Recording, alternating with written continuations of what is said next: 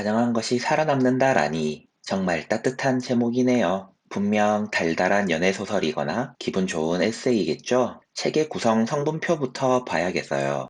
문과 맛은 에세이가 50%, 이과 맛은 유전하기 24, 진화하기 20, 실험 설계가 6%, 이런 책 이름으로 이과 맛이 50%?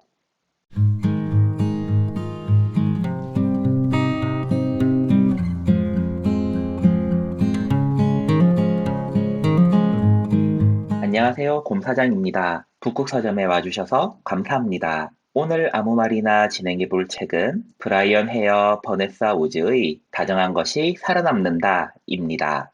표지부터 함께 살펴볼까요?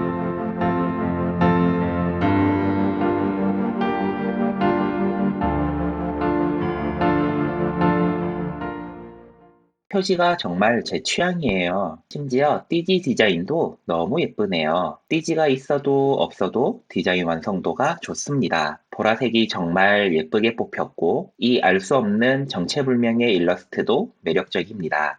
이 일러스트 때문에 책을 읽기 전까진 연애소설이거나 따뜻한 에세이일 거라고 생각했어요. 휴대성 때문에 양장을 그닥 좋아하진 않는데 이렇게 예쁘게 표지가 나오면 할 말이 없어집니다. 가름끈까지 보라색으로 세심하게 맞춰주고 서평으로 문자가 빼곡한 뒷면도 깔끔함을 놓치지 않았습니다. 책을 산 이유가 표지 때문인 건 오랜만이었어요. 번역도 행간도 자간도 모난 부분은 없었습니다. 최근엔 그림과 사진도 무척 많고 마지막 80페이지 남짓은 참고 문헌입니다. 빨리 읽기 좋다는 뜻이죠. 내용으로 들어가 볼까요? 책을 무척 단순히 요약해 보자면 질문 하나에 답변 하나가 남습니다. 질문은 바로 사피엔스는 어떻게 유일한 인간으로 살아남았나 입니다. 그리고 그 답이 바로 다정함이 됩니다. 더 정확하겐 자기 가축화라고 작가는 이야기합니다.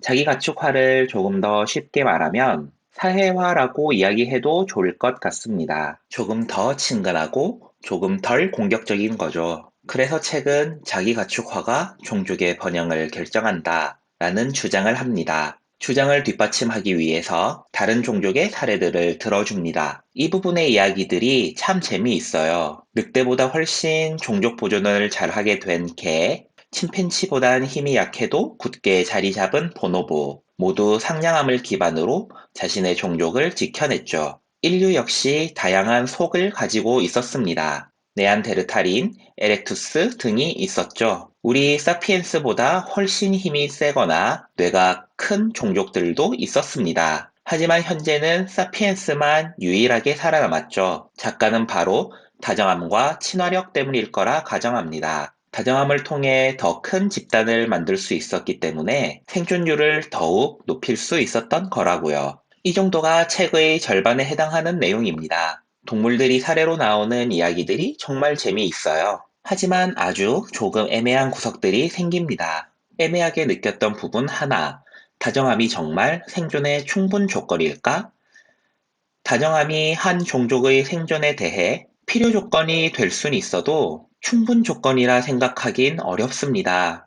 유발 하리리가 지은 사피엔스에선 공동체 내 가상과 허구를 전달할 수 있는 것이 승리의 원인이었다고 이야기했죠. 종교 등 존재하지 않는 것에 대해 공유함으로써 훨씬 많은 수의 조직을 구성할 수 있었다고요. 양정무님은 난처한 미술 이야기에서 창의성을 원인으로 손꼽습니다. 벽화와 그림을 통한 시각 자료를 이용해 사냥, 생존 기술을 공유함으로써 이겨낸 거죠. 친화력이 생존을 결정했다는 작가의 주장은 응원은 하고 싶지만 여전히 의문이 남습니다. 개야 인간과 가까워짐으로써 번성할 수 있었지만 보노보나 여우는 개만큼은 번성하지 못했죠. 가축화가 덜 된 고양이가 더 번성한 것 같습니다. 말이 나온 김에 저희 집 주인인 뚱이와 땡이의 사진을 보여드리겠습니다. 이런 기회가 아니면 언제 자랑하겠어요? 동물의 생존 전략은 가축화보단 귀여움이 아닐까요? 인간과 동물의 생존 전략은 궤도를 달리하고 동물의 친숙함을 논거로 인간의 생존 전략을 주장하는 건 조금 아쉬운 부분이었습니다. 애매함 둘,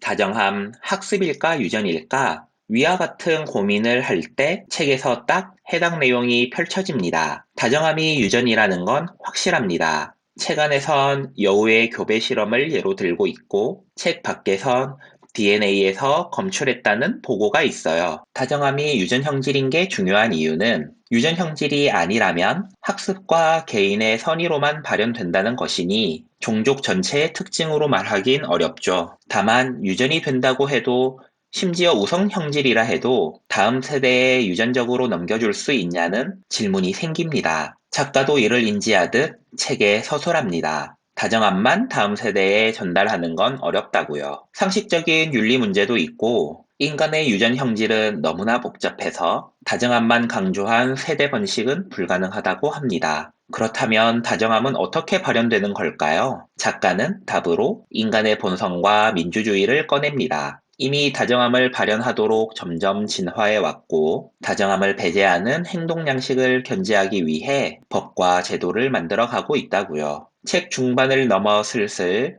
재밌긴 한데 다른 책에 비해는 아쉬운 게 있다고 생각이 드는 그때 책에서 가장 흥미있게 읽은 부분이 따라옵니다. 사람의 미움도 다정함이 낳은 부산물이라고요. 내 조직에 대한 애정이 너무 깊어서 그 반작용으로 다른 조직에 미움을 갖는 거죠. 그래서 미움은 다정함으로 충분히 바꿀 수 있고, 그러기 위해선 접촉과 만남이 필요하다고 합니다. 그것이 인간만의 특별한 점이라고 하죠. 미워하는 사람을 다시 사랑할 수 있는 것. 불안이 낮은 상황에선 여러 집단이 함께할 수 있고 서로 공감하며 우정을 쌓을 수 있다고 합니다. 만나기만 한다면 서로 다시 포용하며 살 수 있을 거라고요. 사람을 만난다면 친절하고 다정하게 우정을 나눌 수 있는 가능성이 있다는 주제의식이 참 따뜻하게 느껴집니다. 다정함이 유전되는 형질이라면 지금 우리 세대가 가장 다정한 사람들이고 앞으로 사람들은 더 다정해질 거예요. 맞아, 난 다정한 사람이지 라고 생각하시는 분은